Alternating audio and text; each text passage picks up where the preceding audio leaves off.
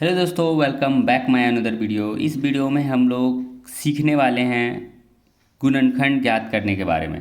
तो गुणनखंड को कैसे ज्ञात किया जाता है, तो चलिए देखते हैं। सबसे पहले आपको एक समीकरण दिया जाता है, जैसे यहाँ दिया गया है। और ये समीकरण में आपको करना ये है कि ये आगे वाला जो चीज़ लिखा गया है इसे ऐसे ही उतार देते हैं, ठीक है। और ये जो +3 लास्ट में लिखा है तो इसे भी ऐसे ही उतार देते हैं, ठीक है। सबसे पहला आगे और ये जो पीछे वाला है इसे नंबर को हम ऐसे ही उतार देते हैं। अब देखिए क्या करना है कि ये जो 2 है और ये 3 है, ये दोनों को गुणा करना है। तो जैसे यहाँ 2 है और यहाँ 3 है, इसको जब गुणा करते हैं तो 2 गुना 3 क्या आ जाएगा, हमारा 6 आ जाएगा, ठीक है। अब ये जो 6 आया है ना, अब इसे हम ऐसा हमें ब्रेक करना है, यानी कि तोड़ना है, जिससे कि ये जोड़ने और घटाने से -5 आना चाहिए। तो समझिए, तो यहाँ पर हम दोनों को गुणा किए, दोनों नंबर को, तो 6 आया। अब इसे तोड़ते हैं तो यहाँ पर लिख सकते हैं 2 तिया 6, यानी कि 2 और 3 को यदि हम जोड़ेंगे तो हमारा क्या आ जाएगा, 5 आ जाएगा, ठीक ना। लेकिन आप ध्यान ये देंगे कि यहाँ देखिए +2 +3 किए तो +5 आया, बट हमको यहाँ -5 लाना था। तो आप ये भी जानते हैं कि माइनस माइनस प्लस होता है, यानी कि हम -2 और -3 लिखते हैं तो -5 आ जाता है। यानी कि हमें -2 और -3 लिखना है यहाँ पर। तो यहाँ ये ऐसे लिखेंगे -2x और -3x लिखेंगे। क्लियर है।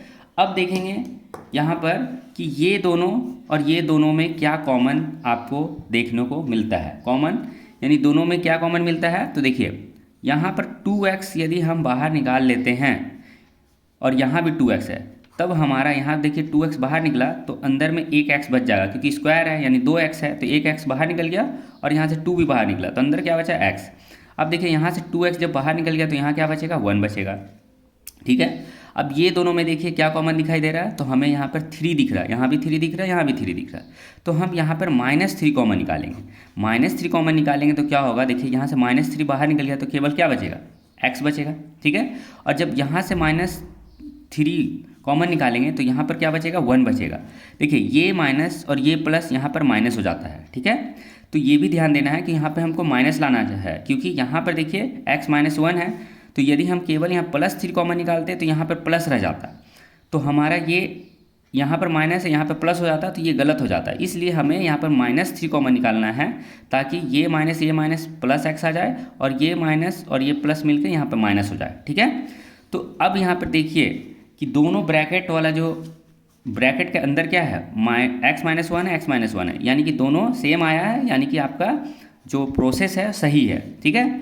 अब यहाँ पे x -1 जो ये दोनों में कॉमन था, यहाँ जो अंदर में x -1 है दोनों ब्रैकेट के अंदर, उसको एक बार बाहर लिख देते हैं और फिर एक बार ब्रैकेट देते हैं, और इसके आगे जो दोनों ब्रैकेट का आगे जो भी चीज़ रहेगा उसे एक ब्रैकेट के अंदर लिख देते हैं, ठीक है। पहले क्या किए, x -1 आया, दोनों को एक ठो लिख दिए, और यहाँ 2x और यहाँ पे -3 उसको एक ब्रैकेट के अंदर लिख दिए। तो ये हमारा क्या हो जाएगा, फाइनल आंसर हो जाएगा।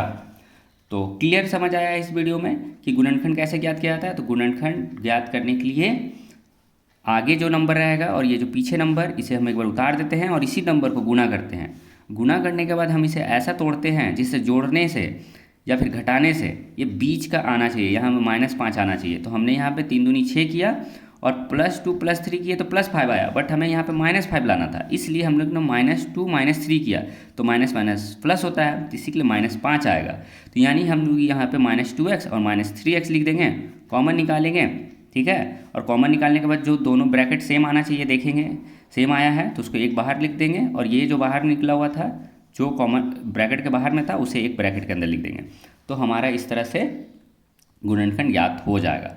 होप आपको ये वीडियो में क्लियर समझ आया है। मिलते हैं इसी तरह के और भी इंफॉर्मेटिव वीडियो में। Thanks for watching.